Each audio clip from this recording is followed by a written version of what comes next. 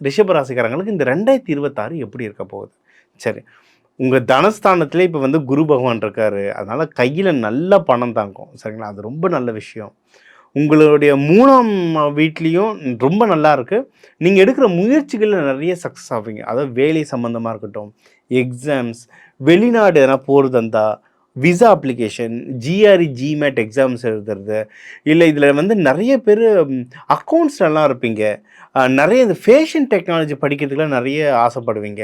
அவங்கலாம் எதனா எக்ஸாம்ஸ் இருந்ததுன்னா, அதெல்லாம் எழுதுறதுக்கு ரொம்ப சூப்பரான விஷயம். உங்களுக்கு ரொம்ப நல்லா கைகூடும்.